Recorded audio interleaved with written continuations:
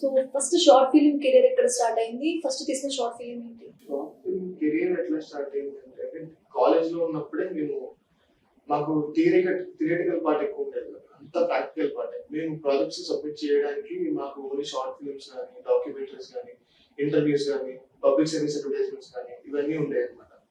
So వాటి కోసం మేము ఖచ్చితంగా ప్రాజెక్ట్స్ చేయాల్సి ఉంటుంది. మేమే కంటెంట్ రాసుకునేవారు, మేమే చేసుకునేవారు. సో అట్లాగా నేను ఈ షార్ట్ ఫిల్మ్స్ అట్లా స్టార్ట్ చేశాను. నా ఫస్ట్ షార్ట్ ఫిల్మ్ వచ్చేసి నేను మెసేజ్ ఒక షార్ట్ ఫిల్మ్ తీసాను. కానీ నా ఫస్ట్ డైరెక్షన్ ప్రాజెక్ట్ వచ్చేసి నేను ఒక సాంగ్ డైరెక్ట్ చేశాను.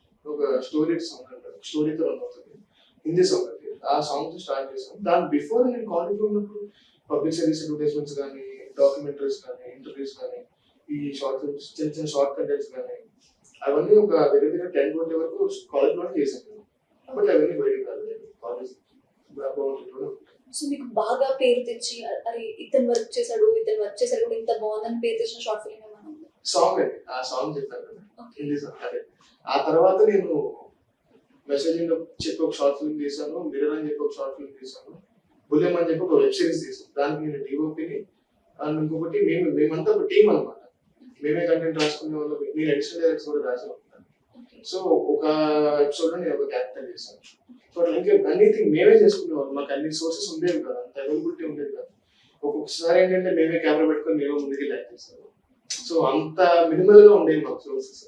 సో ఆ స్టేజ్ నుంచి వచ్చాం అనమాట. అంతే, ఏ షార్ట్ ఫిల్మ్ బ్యాచ్ కన్నా సో అంత అవైలబుల్ ఉండదు కదా. సో మాకు ఏది అనుకూలం వచ్చింది అన్ని మేమే అనుకూలంగా మార్చుకోవాలి. సో అట్లా స్టార్ట్ చేసాం. ఆ తర్వాత బనానా అని చెప్పి ఒక కామెడీ షార్ట్ ఫిల్మ్ చేశాను. అది కూడా మంచి సో మొత్తానికి ఇప్పటి వరకు ఎన్ని షార్ట్ ఫిల్మ్స్ తీసుకుంటారు?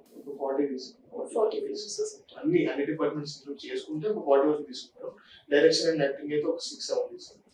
సో నార్మల్ గా మేము ఎవరినైనా ఇంటర్వ్యూ చేసేటప్పుడు అట్లా ఫస్ట్ షార్ట్ ఫిల్మ్ లో ఏ రోల్ చేశారు లేకపోతే ఏ క్యారెక్టర్ చేశారని చెప్పారు. కానీ మిమ్మల్ని అడగడానికి మాత్రము ఎడిటింగ్ చేశారా, సినిమాటోగ్రఫీ చేశారా, లేకపోతే యాక్టింగ్ చేశారా అని అడగాలి. సో ఇన్ని టాలెంట్స్ ఎట్లా సేమ్ మళ్ళీ విస్కమని అంటారా? లేదు. సో ఖచ్చితంగా చేయాల్సి వచ్చింది. అంటే ఆ ఫ్లోలో మేము నేర్చేసుకున్నాం. ఇంకొక టెక్నీషియన్ కి కాంటాక్ట్ అవ్వకుండా మేమే చేసుకున్నాం. బడ్జెట్ ఇష్యూస్ అని అవన్నీ ఇవన్నీ. పర్టికులర్ గా నేను ఒక ఎడిటర్ అవ్వాలి, నేను ఒక డిఓపి అవ్వాలి, నేను ఇది కూడా నేర్చుకోవాలి, నాకు ఈ క్రాఫ్ట్ కూడా తెలియాలి అన్న ఒక ఇంతో స్టార్ట్ చేయకపోయినా మాకున్న ల్యాక్ ఆఫ్ సోర్సెస్ వల్ల మాకు అది నేర్పించింది అనమాట. సో మేమే ఫస్ట్ ఫోటోగ్రఫీ స్టార్ట్ చేశాను కాబట్టి నాకు డిఓపిగా నేను ఎస్టాబ్లిష్ అయ్యాను. ఆ తర్వాత నేను ఎడిటింగ్ చేయలేదు. నేను రాసుకున్న స్టోరీస్ వరకు నేను డైరెక్ట్ చేస్తాను. So I have no editors. ఇంకా మేమే యూట్యూబ్ ఎడిటర్స్ చూసుకొని మేమే సిస్టమ్ ఫ్రెండ్ దగ్గర బార్గెన్ చేసుకోవడం, లేదంటే వాళ్ళ దగ్గరికి వెళ్ళి మేము వర్క్ చేసుకోవడము, అట్లా అయితే మేము ఎడిటింగ్ చేసుకున్నాం అనమాట.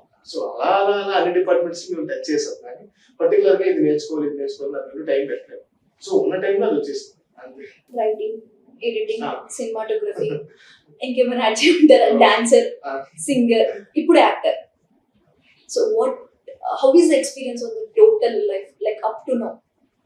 ఏది బాగా నచ్చింది మీకు బాగా? అంటే వీటన్నిటిలోనే నాకు డిఓపి చేయడం ఇష్టం, లేకపోతే నేను దీంట్లో సెటిల్ అయిపోతే బాగుంటా, లేకపోతే నేను యాక్టింగ్ లోనే బాగుంటా, అసలు ఏది ఇష్టం బాగా?